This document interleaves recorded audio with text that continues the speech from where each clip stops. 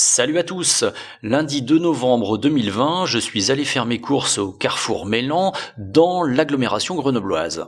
Et figurez-vous que se trouvait là un collectif de terroristes commerçants qui revendiquaient pas moins la réouverture de leur commerce pour ne pas crever.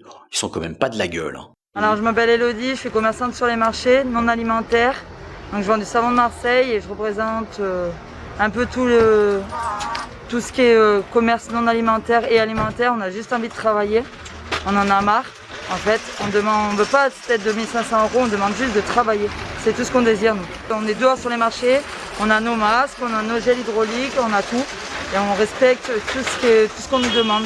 Donc là, vous avez lancé en fait un mouvement auprès du Carrefour Mélan. Oui. Avec combien de commerçants? On était 40 commerçants, il y avait des restaurateurs, des coiffeurs, on avait des commerçants du marché, alimentaire et non alimentaire, on a du soutien, on avait des clients aussi parce que les gens en ont marre en fait de devoir être obligés d'aller acheter dans des carrefours, ils veulent acheter sur des petits commerces, ils veulent faire vivre le petit commerce. Et bah si vous avez quelque chose à ajouter, de toute façon. Non, juste travailler, c'est tout ce qu'on demande, voilà ce que je veux dire, on en a marre. Les fêtes arrivent, c'est notre plus gros mois, donc on en a vraiment ras-le-bol en fait. C'est pas possible quoi, de laisser crever nos petits commerces, c'est pas possible. Les villes vont devenir mortes, il n'y aura plus de marché, il n'y a plus de marché de Noël, il n'y a plus rien. Il faut se réveiller. Bah alors nous, on est donc de la même famille. Moi je m'appelle Rémi, Sylvie, on a un salon de coiffure sur Bernin.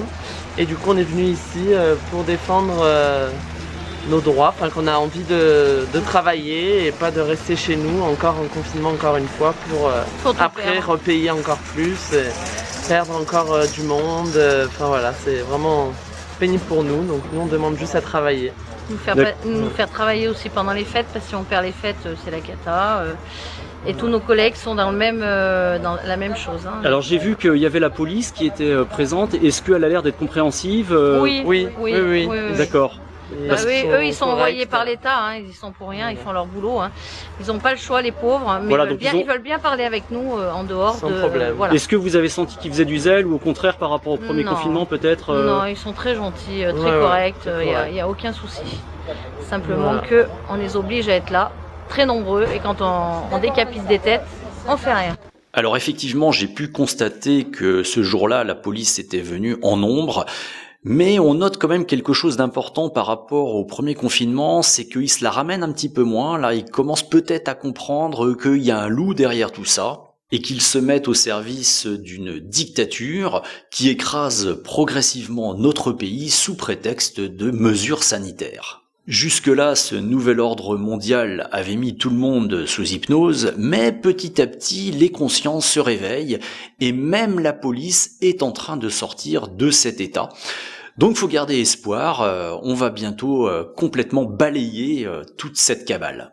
Pour finir, n'oubliez pas de liker, commenter, partager cette vidéo, de vous abonner à ma chaîne, de me soutenir financièrement sur mon compte Tipeee ou sur mon compte Paypal, je vous ai mis les liens dans la description, et sur ce, je vous souhaite une bonne journée.